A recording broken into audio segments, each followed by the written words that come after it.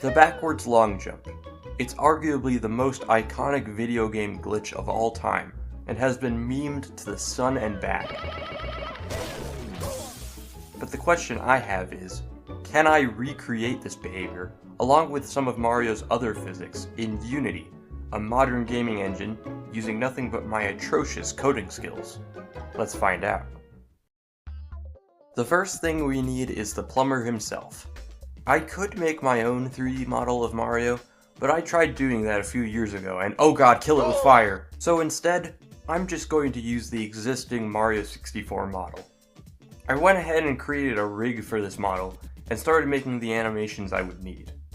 And after a lot of long and tedious work, I had animations for idle, running, jumping, and most importantly, the long jump.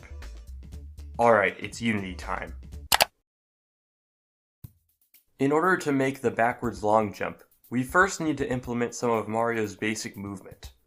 To do this, I took a capsule, added a rigid body, created a movement script, did a lot of mashing on my keyboard, and voila! The bean can now jump at the press of a button.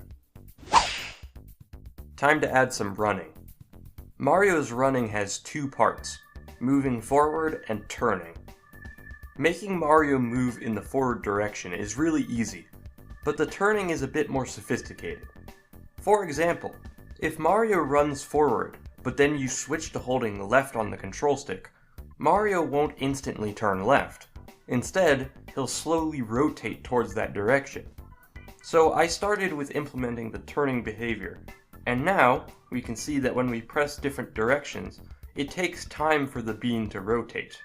After that, adding the forward movement was a cakewalk, and now we have both running and jumping. Before we go any further with the physics, I think we can now replace the bean with Mario and add his animations. And I'll also make the camera follow Mario around. There's one more basic feature that we need to add before long jumping, and that's crouching. Once we have that, we can make it so that if Mario jumps while crouching, he'll do a long jump. Here's the initial result. We can crouch and long jump just fine, but there are a few problems.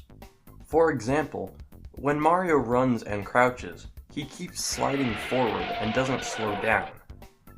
Additionally, when Mario long jumps, I can't actually control his movement in the air.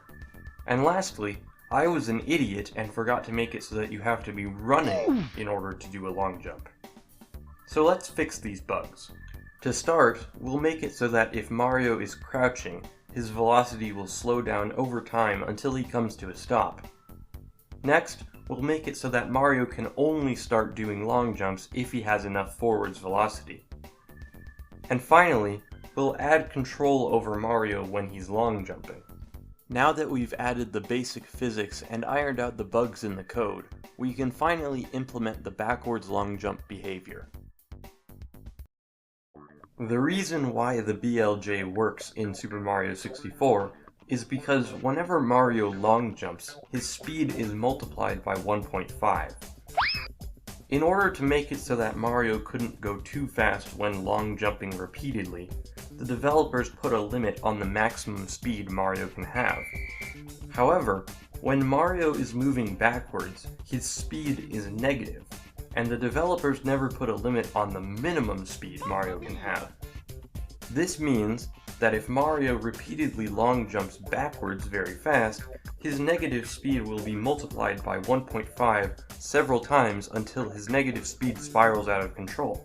So with this in mind, I added a 1.5 times speed multiplier when Mario long jumps, and made sure to limit Mario's speed if he's moving forward. And now, ladies and gentlemen, I give you the Unity BLJ. Just for fun, I decided to add a speed display. While normal long jumps only give Mario a max speed of about 11, the BLJ can bring Mario to over 100 times that speed. Now sit back and enjoy a showcase of the Unity BLJ in action.